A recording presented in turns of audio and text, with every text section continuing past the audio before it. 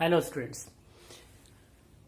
Last lecture में हमने बात किया था क्लासिफिकेशन ऑफ सॉल्ट्स को लेके, जहां हमने सिर्फ दो ही टाइप को डिस्कस किया था। एक हमने नॉर्मल सॉल्ट के बारे में बात की थी, एक हमने एसिडिक सॉल्ट्स के बारे में बात की। अब हम बात करते हैं बेसिक सॉल्ट्स को लेकर। So this type of salts will be formed when neutralization of base by the acid is not complete. कि जो न्यूट्रलाइजेशन रिएक्शन है बेस का और एसिड का वो कंप्लीट नहीं होगा, या हम ये कह सकते हैं कि जो बेसिक सॉल्ट फॉर्म होगा that contain some replaceable hydroxyl group, उसके पास कुछ रिप्लेस होने वाले हाइड्रोक्सिल ग्रुप प्रेजेंट हो सकते हैं। जैसे हमने कैल्शियम हाइड्रोक्साइड को चूज किया। कैल्शियम हाइड्रोक्साइड जो है सॉलिड स्टेट में हमारे पास प्रेजेंट होता है। So calcium hydroxide combines with HCl, then there is this hydrogen combined with one OH। तो जो ये हाइड्रोजन है वो एक OH के साथ कंबाइन होकर वाटर का फॉर्मेशन करेगा। Still we have one OH left here, so this will form CaOHCl and this is known as basic calcium chloride। ठीक है, इसको जो नेम दिया जाएगा वो होगा बेसिक कैल्शियम क्लोराइड। तो ये हमारे लिए बेसिक सॉल्ट का एक एग्जाम्पल हो जाता है हमारे पास। अगर हम अपनी एक और टाइप की बात करें, जो टाइप हमारे पास रहती है that is double salt.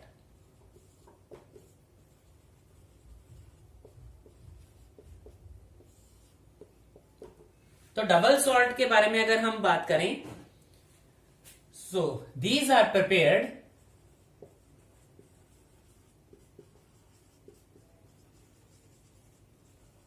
Bye mixing two normal salts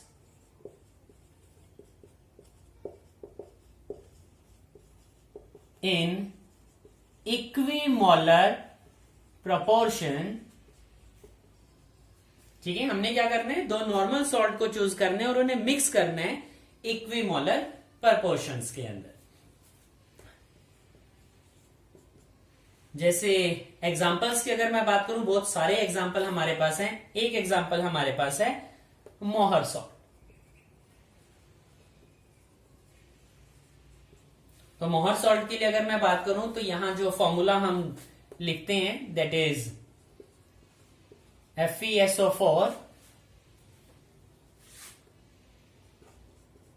ammonium sulphate NH4 twice SO4 and it contains 6 water molecule.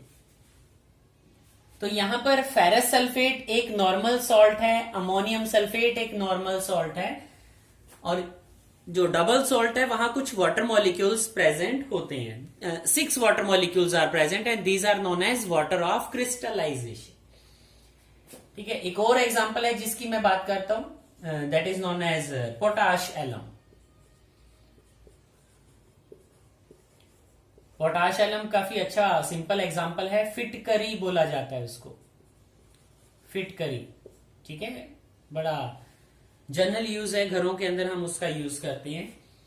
तो यहां पर है हमारे पास पोटेशियम सल्फेट, एल्यूमिनियम सल्फेट।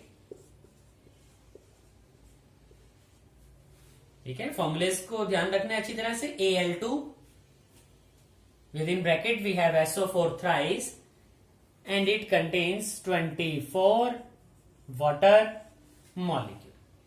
तो 24 वाटर मॉलिक्यूल हमारे पास यहां प्रेजेंट है।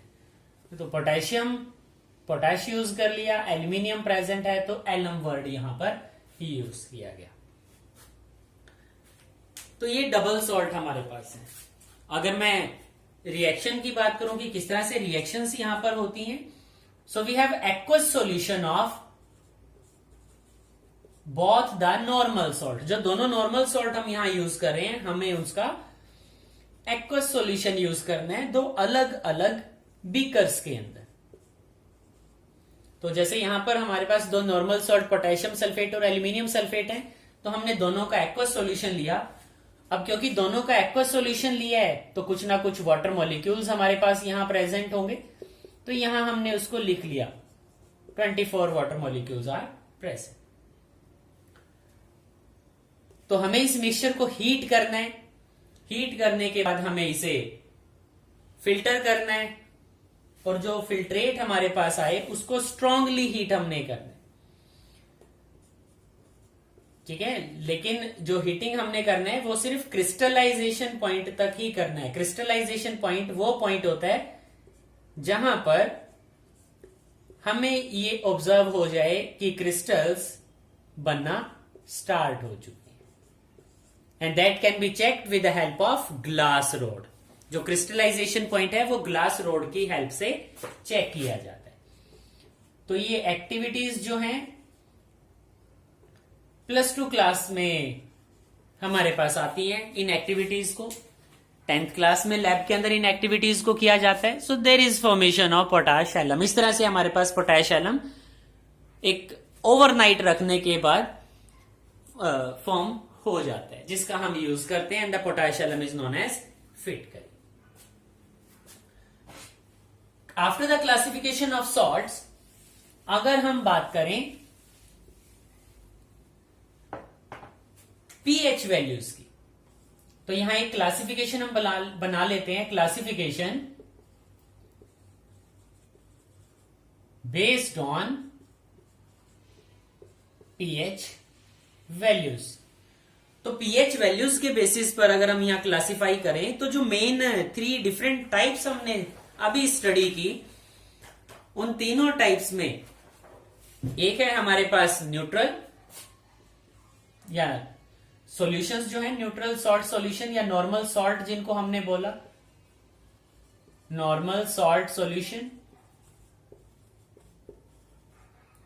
सेकंड जो हमने स्टडी किया acidic salt solution,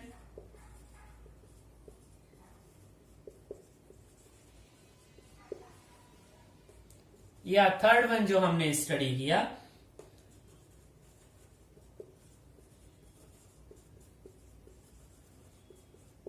basic salt solution. तो नॉर्मल सॉल्ट सॉल्यूशंस के लिए अगर बात करें तो जैसा नॉर्मल सॉल्यूशंस के लिए था या न्यूट्रल सॉल्यूशंस के लिए हमारे पास था कि pH value will be equal to 7, या एसिडिक सॉल्ट सॉल्यूशन के लिए हमने स्टडी किया था pH value will be less than 7, जबकि बेसिक सॉल्ट सॉल्यूशंस के लिए pH value will be greater than 7। तो जो पीएच वैल्यू होगा वो 7 से ज्यादा होगा। एग्जाम्पल्स को बड़ी अच्छी तरह से यहां स्टडी करना। न्यूट्रल सॉल्यूशंस के कुछ और एग्जाम्पल हम यहां पर लिख देते हैं जो हमने स्टडी किए, जैसे NaCl है, KCl है, NaNO3 है, या Na2SO4 सोडियम सल्फेट है। ये एग्जाम्पल हमारे पास होंगे। सेकंड अगर हम बात करें तो यहां हम एग्जाम्पल एसिडिक सॉल्ट सॉल्यूशंस के अंदर चूज करते हैं NH4 ट्वाइस SO4, या एग्जाम्पल हम यहां ले सकते हैं NH4Cl। ये कुछ एग्जाम्पल्स हैं जहां से हमें पता चल जाएगा कि एसिडिक सॉल्ट कौन कौन से होते हैं, क्योंकि ये सारी चीजें सिर्फ प्रैक्टिस करने से ही आ सकती हैं, क्योंकि बुक के अंदर हमें इतने एग्जाम्पल्स गिवन नहीं होते। एक और अगर हम बात करें बेसिक सॉल्ट सॉल्यूशन की, तो एग्जाम्पल हमारे पास होगा sodium carbonate, this is also known as a basic salt solution. Potassium phosphate, this is example of basic salt solution. तो जो एग्जाम्पल हम कर चुके हैं वो एग्जाम्पल तो हैं ही हमारे पास, ये कुछ और भी एग्जाम्पल हैं जो हमने यहां पर लिखे। तो इस तरह से हमारा जो सॉल्ट है, जो बेसिक इंट्रोडक्शन था सॉल्ट्स को लेकर, वो कंप्लीट हो जाता है यहां पर। Okay students, thank you very much.